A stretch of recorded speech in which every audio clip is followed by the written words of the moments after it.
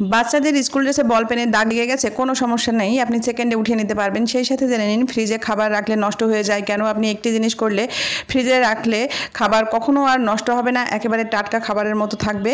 আপনার বাসায় যে কোনো কাপড়ে যদি কখনো তেলের দাগ লেগে যায়, আপনি সেটা চটজলদি কীভাবে তুলবেন সেই সাথে জেনে নিন মাছ কাটার সহজ পদ্ধতি। আজকে আমি এমনই কিছু টিপস নিয়ে চলে এসেছি, আশা করছি আজকের টিপসগুলো আপনাদের কাজে দিবে।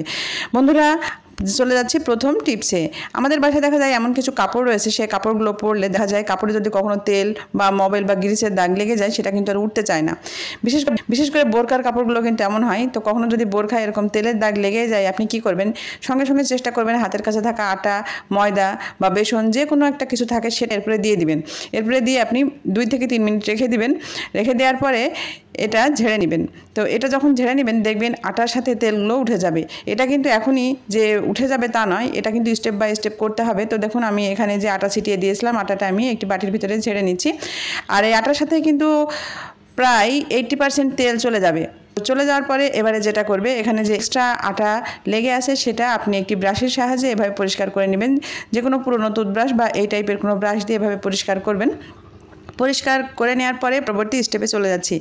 অনেক দামি কাপড়ে দেখা যায় এরকম সমস্যা হয়, আপনি সেই দামি কাপড় থেকে কিন্তু এভাবে তেলটা উঠিয়ে নিতে পারবেন। এখানে দিয়ে দিলাম বেকিং সোডা, বেকিং পাউডার দিলে চলবে না। বেকিং সোডা দেওয়ার পরে আমি 1 স্লাইস লেবু কেটে নিয়েছি এবং লেবুটা এখানে চিপে দিচ্ছি, দেওয়ার পরে ঘষে নিচ্ছি। এটা ঘষতে হবে 2 থেকে 3 মিনিট। এটা যখনই আপনি ঘষবেন তখনই তেলের যে একটা দাগ থাকে সেই দাগটা কিন্তু উঠে যাবে।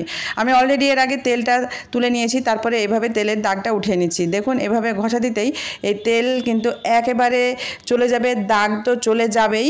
এবারে পরবর্তী স্টেপে আপনারা যেটা করবেন, এটা এভাবে কিছুক্ষণ ঘষে নেওয়ার পরে নর্মাল যেভাবে ডিটারজেন্ট পাউডার অথবা সাবান দিয়ে কাপড় ধুয়ে নেন সেভাবে ধুয়ে নেবেন। দেখবেন ম্যাজিকের মতো সব দাগ উঠে যাবে, আপনাদের আর কোনো রকম কষ্ট করতে হবে না। যে কোনো কাপড়ের ক্ষেত্রে এই টিপসটা কার্যকারী। সুতি অথবা সিনথেটিক অথবা এখন বর্তমানে তো বোরখা সবাই পরছে, এরকম সমস্যা কিন্তু সবারই হচ্ছে। তো বোরখার কাপড়েও কিন্তু এরকম সমস্যা হলে আপনারা উঠিয়ে নিতে পারবেন। দেখুন আমি ধুয়ে নিয়েছি, এবারে এখানে সামান্য একটু সাবান দিয়ে ঘষে নিচ্ছি, তাহলে এটা একেবারে পরিষ্কার হয়ে যাবে। আপনারা সাবান অথবা ডিটারজেন্ট পাউডার দিয়ে ঘষে নেবেন। দেখুন এখানে ডিটারজেন্ট পাউডার দিয়ে আমি এভাবে ঘষে নিচ্ছি, বাস পরিষ্কার হয়ে গেল। আপনাদের আর চিন্তা করতে হবে না, এখন থেকে কোনো কাপড়ে এরকম তেলের দাগ লেগে গেলে আপনি খুব সহজেই কিন্তু উঠিয়ে নিতে পারবেন। তো দেখুন আমি এটা ঘষে নিচ্ছি আর আপনাদের দেখাচ্ছি কত সহজে উঠে গেল। এই কাপড়টা শুকিয়ে গেলেও এখানে আর কোনো রকম দাগ লেগে থাকবে। যে কোনো তেল, গ্রিস, মোবিল এর দাগ এভাবে আপনি উঠিয়ে নিতে পারবেন। তো আশা করছি এই টিপসটা কাজে দিবে। এই টিপসের জন্য এক লাইক আশা করতে পারি। বন্ধুরা, এবারে চলে যাচ্ছি পরবর্তী টিপসে। এখানে আমি নিয়েছি একটি বাটি, এর ভেতরে তুলে রাখছি তরকারি। আমরা দেখা যায় অনেক তরকারি খাই না, এটা কিছুদিন রেখে দেবো ফ্রিজে, পরে খাবো। সেটা ডিপে রাখুন বা নর্মালে রাখুন। এই খাবারটা রাখার সময় খাবারের ভিতরে যে রান্নার তেজপাতাটা থাকে সেই তেজপাতাটা ফেলবেন না, তেজপাতা সহ খাবার সংরক্ষণ করবেন। দেখবেন এই খাবারটা ভালো থাকবে। এই খাবারটা সহজে নষ্ট হবে না, খাবারের স্বাদ, গন্ধ সব ভালো থাকবে। তো ডিপে রাখুন বা নর্মালে রাখুন, খাবার এভাবে উঠিয়ে রাখলেই খাবারের ভেতরে থাকা তেজপাতাটা কখনো ফেলবেন না। এভাবে তেজপাতা সহই খাবারটা রেখে দিবেন, তাহলে দেখবেন এই খাবারটা একেবারে টাটকা খাবারের মতো থেকে যাবে। এটা আমার আম্মুর কাছ থেকে শেখা টিপস, অবশ্যই আপনারা বাসায় ট্রাই করবেন। এবারে খাবারটা কিন্তু অবশ্যই ঢেকে রাখতে হবে। তো বন্ধুরা, এবারে চলে যাচ্ছি সংক্রান্ত আর একটা টিপস নিয়ে। এই গরমে তো আমরা ফ্রিজে খাবার রাখলেই দেখা যায় খাবার নষ্ট হয়ে যাচ্ছে। তার কারণ হচ্ছে প্রচণ্ড গরমে যখনই আমরা ফ্রিজ খুলি, বাহিরের গরম বাতাস ফ্রিজে ঢুকে পড়ে আর ফ্রিজের ঠান্ডা বাতাস তখন দ্রুতই বাইরে বের হয়ে আসে। তো এক্ষেত্রে কী হয়, আপনি যখনই ফ্রিজটা খুলবেন সব গরম বাতাস কিন্তু সরাসরি খাবারের গায়ে লাগবে। খাবারের গায়ে লেগে কিন্তু খাবারটা এভাবে নষ্ট করে দেবে। সারাদিনে বহুবার ফ্রিজ খোলা হয়, বহুবারই কিন্তু এই কাজই হয়। তো আপনি খাবারটা যদি এভাবে ঢেকে রাখেন বা বক্সে করে রাখেন তাহলে কিন্তু সেই সমস্যা হবে না। আপনি ফ্রিজ খুললেও বাহিরের গরম বাতাস কিন্তু সরাসরি খাবারে লাগবে না, সেক্ষেত্রে কিন্তু খাবারটা নষ্ট হবে না, খাবারটা ভালো থাকবে। তো দেখুন আমি বলে রেখেছি, তাও ঢেকে রেখেছি এবং বিভিন্ন বক্সে রেখেছি, তাও বক্সের মুখ এভাবে আটকে রেখে দিচ্ছি। এভাবে আপনারা ট্রাই করবেন, দেখবেন রান্না খাবারও 2-3 দিন পর্যন্ত খেতে পারবেন, তারও বেশি খেতে পারবেন যদি আপনারা খেতে পছন্দ করেন, তবুও এই খাবার নষ্ট হবে না। তো দেখুন প্রতিটা খাবার কিন্তু আমি এভাবে ঢেকে রেখেছি। ভিডিওটি কিন্তু খুবই উপকারী, তাই অবশ্যই ভিডিওটি বেশি বেশি শেয়ার করে দিবেন, সবাইকে দেখার সুযোগ করে দিবেন। আর দুধ থেকে শুরু করে তরকারি বা ডাল যেটাই হোক না কেন সবই ঢেকে রাখার চেষ্টা করবেন। এবারে চলে যাচ্ছি পরবর্তী টিপসে। আমরা মেয়েরা সব সময় দেখা যায় যেই কাজটি করি সেটা হচ্ছে এই বাচ্চাদের পেছনে পরিশ্রম। বাচ্চাদের পেছনের পরিশ্রম কিন্তু আমাদের করতেই হয়।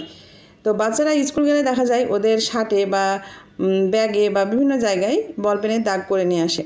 তো এই দাগগুলো উঠাতে গেলে কিন্তু আমাদের গৃহিণীদের অনেক কষ্ট হয়, সময় চলে যায়। তো আপনি বাচ্চাদের স্কুল ড্রেসের শার্টে অথবা বড়দের কোনো ইউনিফর্মে বা অফিসের কোনো জামা কাপড়ে যদি এরকম বল পেনের দাগ লেগে যায় আপনি কীভাবে উঠাবেন দেখে নিন। এখানে নিয়েছি আমি হেক্সিসল হ্যান্ড রাব, আর এই হেক্সিসল দিয়ে দিচ্ছি এই স্কুল ড্রেসের শার্টে।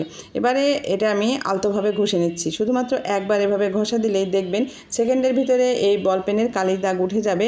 কত সহজে উঠে যাচ্ছে আপনারা কল্পনাও করতে পারবেন না।